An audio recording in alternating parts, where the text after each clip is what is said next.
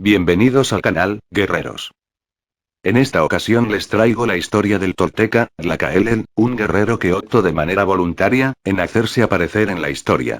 Tomemos en cuenta que la mayoría de toltecas, optan por dejar que el mundo siga su curso, pero, al parecer, para Tlacaelel no. Tlacaelel, un sabio poder detrás del trono. En el grandioso escenario del Valle de México se vivían tiempos de intensa agitación. Un reino, el de los tecpanecas de Azcapotzalco, tras haber consumado varias conquistas, se proponía someter a todos los habitantes de la región de los lagos. Primeramente cayó Texcoco a Culhuacán. Ello ocurrió en un año 4, conejo, equivalente a 1418. El príncipe tezcocano Nezahualcóyotl comenzó entonces una vida errante para escapar de las asechanzas de los de Azcapotzalco. Pronto entró en la mira México Tenochtitlan. Muerto Tezozómoc, se asentó en la estera real su hijo Maxtlatón. Era el año 12, conejo, 1426. Guerreros de Azcapotzalco fueron entonces a dar muerte a Chimalpopoca, Tlatoani, gobernante supremo, de México Tenochtitlan. La situación era en extremo tensa.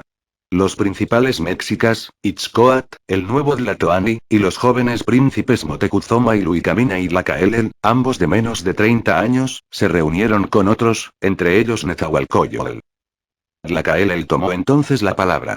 Elocuente y con fama de sabio y de gran prudencia, entre otras cosas demandó de los señores mexicas el envío de un embajador para hablar con Maxtlatón.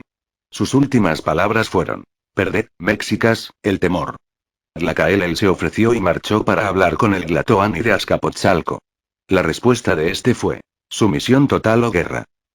El pueblo mexica vaciló, pero Tlacaelel dio ánimo al Tlatoani Itzcoatl y rápidamente se concertaron alianzas con los señores de Tlaxcala y otros varios lugares. Nezahualcóyotl, por su parte, reunió hombres venidos de Texcoco.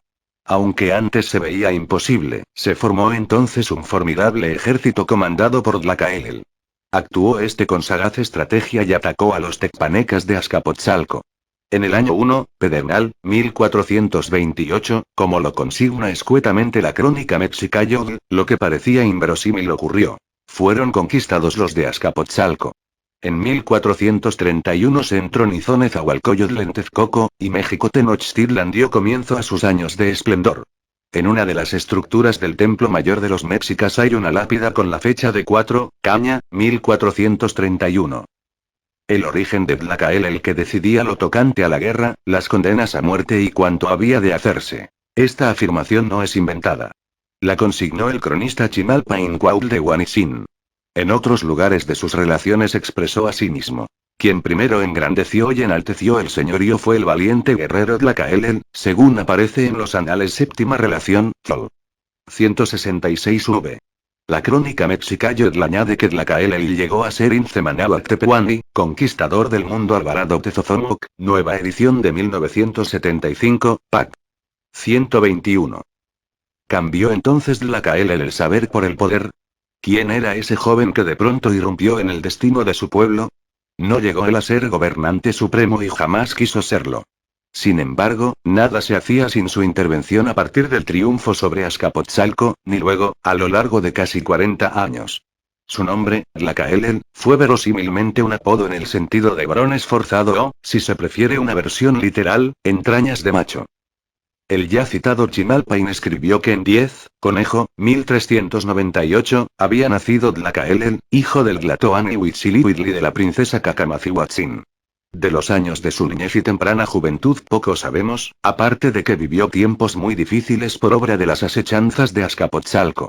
Tlacaelel, como noble que era, recibió esmerada educación en el principal Calmecaco escuela sacerdotal de la ciudad. Además de ejercitar su cuerpo y adiestrarse en las artes de la guerra, hizo suya la antigua sabiduría estudiando en los libros de pinturas y caracteres. En ellos aprendió también las cuentas calendáricas, los himnos sagrados y los cantos. Se adentró igualmente en los Xiuhua-madl, libros de los años, donde se consignaba la historia, e hizo suyos los preceptos morales expresados por la antigua palabra. En esa escuela fortaleció su corazón y adquirió un rostro sabio. Poco después de abandonar el Calmecac, contrajo matrimonio con la princesa Maquitzin, hija del gobernante supremo de Chalco. Y por cierto que Tlacaelel tuvo muchos hijos, entre ellos a Macuilxochitzin, que componía bellos cantos.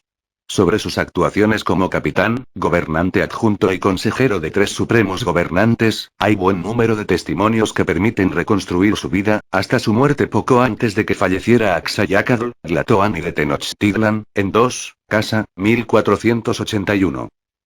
Casi olvidado quedó, sin embargo, Tlacaelel en la historia novohispana y moderna de México. Cuando, hacia 1950, comencé a acercarme a nuestro pasado prehispánico, nadie indagaba, hablaba o escribía acerca de él. No es que me precie de ser su redescubridor, pero creo haber contribuido a darlo a conocer y a valorar mejor su vida y obra. A Tlacaelel dediqué amplio espacio en los antiguos mexicanos a través de sus crónicas y cantares, libro publicado por el Fondo de Cultura Económica en 1961 y reeditado muchas veces. Apartándome ya de referencias personales, atenderé, con apoyo en los testimonios que se conservan, a lo que significó su actuación como instigador de mucho de lo que ocurrió durante los gobiernos de Itzcoatl, Motecuzoma y Luicamina y Axayácatl. Tlacaelel, elector, consejero de soberanos mexicas, legislador y reformador religioso. Obtuvo Tlacaelel, sucesivamente, los títulos de Atecpanecatl y Cihuacóatl. El primero correspondía a un Achcuautli, uno de los principales en la administración del reino. Tal título se recibía por merecimientos en la guerra. El segundo título tenía la máxima importancia. Literalmente significa mujer serpiente y también gemelo femenino. Se connotaba así la suprema dualidad, entendiendo a Tlatoani como reflejo de Ometecutli, el señor de la dualidad, y de Omecihuatl, la señora dual. Al Cihuacóatl correspondía ser consejero y suplente de Tlatoani. De la actuación de Tlacaelel como guerrero, sabemos que dispuso campañas militares y realizó muchas conquistas. Solo en una ocasión, luchando contra los purépechas de Michoacán, su ejército fue derrotado. Se conserva un poema con el que se pretendió consolarlo, al igual que al Tlatoani Axayácatl. Su actuación como capitán había salvado a Tenochtitlan de desaparecer absorbida por Azcapotzalco. Más tarde contribuyó a ensanchar los dominios mexicas, de mar a mar, y también por el norte y el sur. Como ideólogo, hizo posible la formación de una nueva imagen del ser de los mexicas, tanto en su conciencia histórica como en su concepción religiosa. Para ello, de común acuerdo con el Tlatoani Itzcoatl, dispuso se quemaran los códices o libros de anales, en los que el pueblo mexica aparecía débil y pobre, y se reescribiera su historia a la luz de la grandeza que estaba alcanzando. Se dice además, en las antiguas crónicas, que Tlacaelel se afanó por enaltecer la persona del dios Huitzilopochtli, hasta hacer de él la deidad suprema de los mexicas. Por consejo de él, Motecuzoma y Luicamina reedificó y amplió el templo mayor de Tenochtitlan. Su idea fue transformarlo en imagen plástica del lugar donde había nacido portentosamente Huitzilopochtli. Ello había ocurrido en Coatepec, el cerro de la serpiente. Su madre, la diosa Coatlicue, lo había dado a luz precisamente cuando sus otros hijos, capitaneados por Coyolxauhqui, intentaron darle a ella muerte. La victoria de Huitzilopochtli sobre sus hermanos simbolizó el destino guerrero de los mexicas.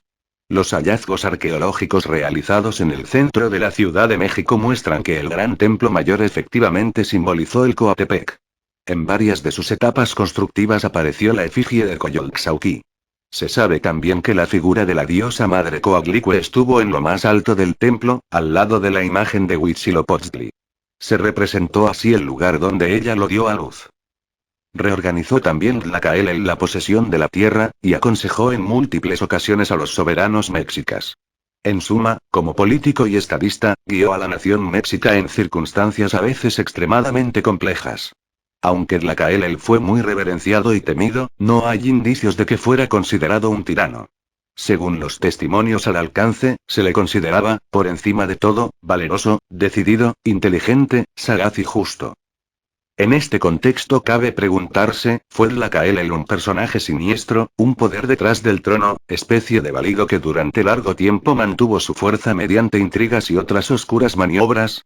Los testimonios conocidos nos lo pintan como persona que se fue abriendo camino a partir de su actuación decisiva en la guerra de Azcapotzalco. En ningún momento aparece como falso o traidor. Se le busca por su sagacidad y prudencia. No quiso ser Tlatoani. Su rango de Cihuacóatl, consejero y segundo en el poder, le pareció suficiente. Como llegó a expresarlo, en realidad había actuado como soberano, a tal grado que llegó a decir: ¿qué más rey queréis que sea? Dos preguntas quiero formular. ¿Qué habría ocurrido si Tlacaelel hubiera vivido al tiempo de la llegada de Hernán Cortés? ¿Y qué, si estuviera pensante y actuante en el México de hoy?